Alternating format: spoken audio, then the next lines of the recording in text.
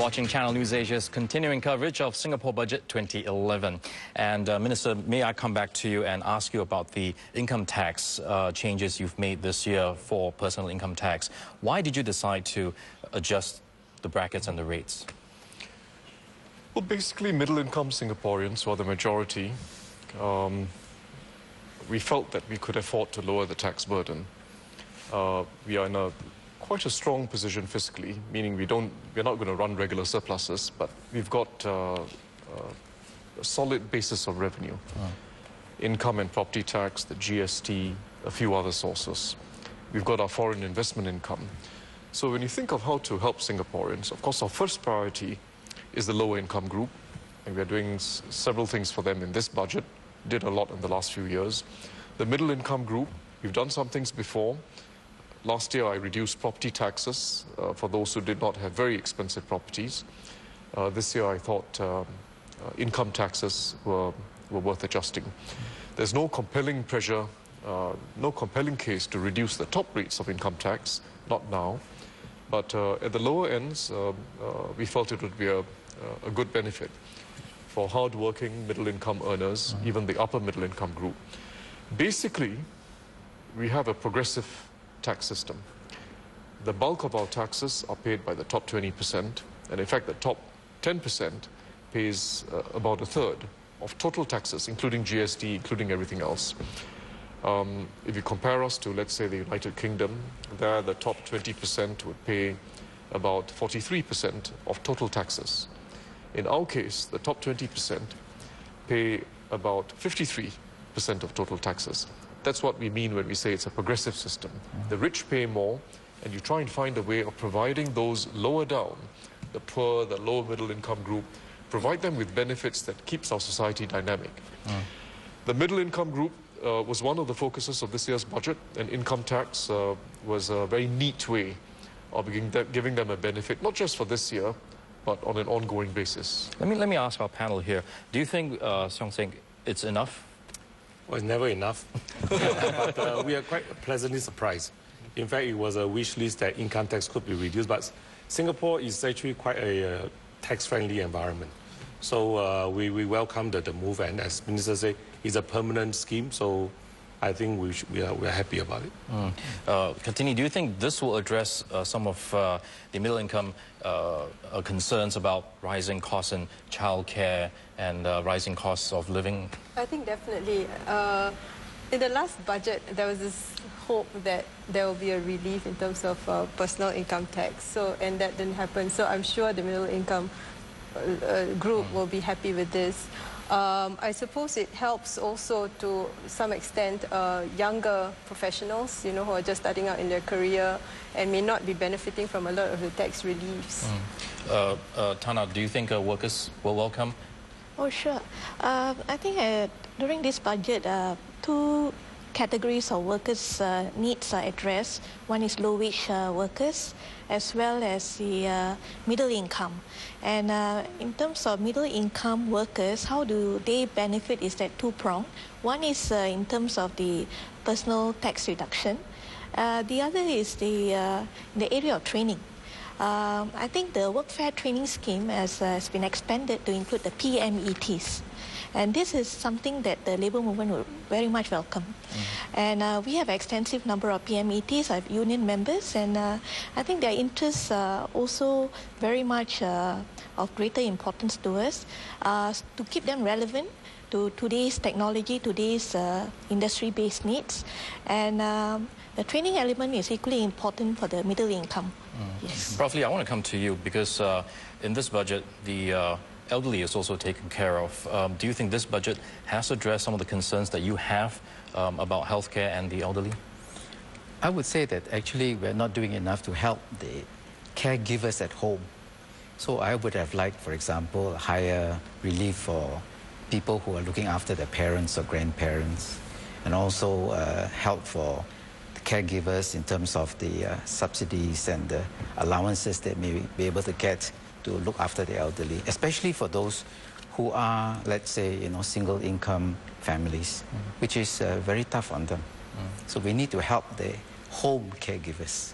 Minister, your response? I think that's a good point. And I come across people quite often, sometimes women who've given up their job in order to look after an elderly parent. Yes. And you really feel they need some help. So how do we best do it? First, I think we've got to make sure that they are themselves given help by someone else. So for instance, they may need a nurse to come in once in a while and help. They may need to have someone help by providing some cheap and affordable devices, rollators and quad frames and whatever you call it. They may need an emergency button to press when something goes wrong. So that is all part of a long-term care system.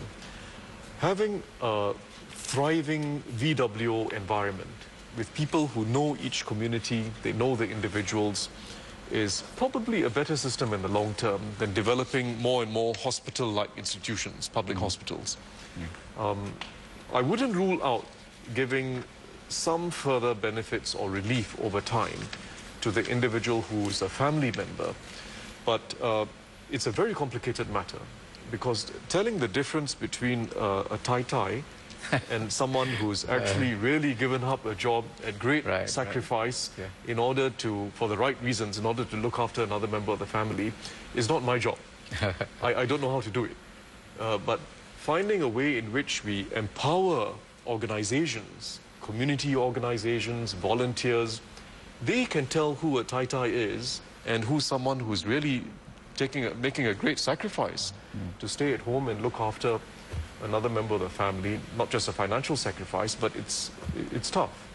Well, perhaps that may be a topic for a good study, and then we will present the paper to you. I agree. So I wouldn't rule this out. Yeah, great. Minister, you've also touched on housing, and I know housing is a major concern for a lot of Singaporeans. We've seen how property prices have gone up. Do you think it's enough to alleviate some of the concerns of especially first-time buyers of HDB flats? Well, this budget didn't contain property market measures as such. It contained a measure to help low-income families purchase a small flat, whereas otherwise they would have to wait some period of years before they can do it. So it's all about social inclusion. It's not about the property market as such. We will size it so that we're not providing another big boost of demand to the property market. But I think we have gone through one major round in January. We're not about to unsettle the markets with another round in the middle of February. You've also touched on education, and you were a former education minister as well. What are your thoughts on education for Singapore and the future generations? Well, I think, first of all,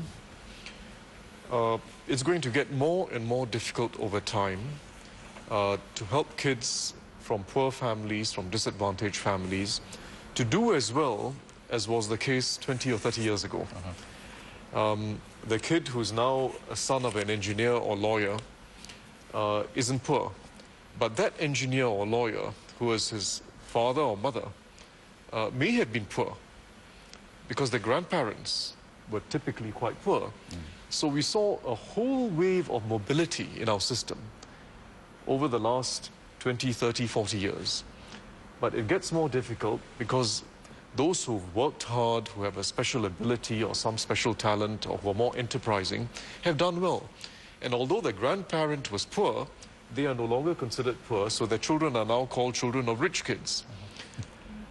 That's still a success story, because that's a child of a grandparent who was very poor, and that's not such a long time ago. But how do we make sure that the children who are now really from poor families, or families that are broken, or families that don't have a congenial environment for the kids, how do we make sure that they're not discouraged and they can be helped? And I think it requires a lot. It requires a lot more initiative on everyone's part. The government will do more. I mean, the easy part, frankly, is reducing costs. We're providing larger bursaries, larger subsidies. That can be done. We're doing that. But more important, I think, is what goes on in the classroom, what goes on in the school, what goes on with community volunteers coming in to do something extra with that kid. Not just tuition, but giving that kid confidence, sparking their interest in something, trying to give them a chance to find out that they've got an ability they didn't realize they had. That makes for a successful society when everyone feels they've got an ability, they can take it forward, and they're respected for it. We're going to go for a quick break, but before we do that, very quickly, Kartini, I know you mentioned to me earlier about some of the concerns in education. What are your concerns, very quickly? Right. I'm glad to see initiatives to help poorer families cope in terms of paying the fees of their children. But I was wondering if we'll see more funds being pumped into neighbourhood schools, because there's this debate about the haves and the have-nots between the elite schools and the neighbourhood schools. And a lot of our middle and lower income children go to neighbourhood schools. So will there be more funds being pumped into these schools? Minister, would you like to comment real quickly? Sure.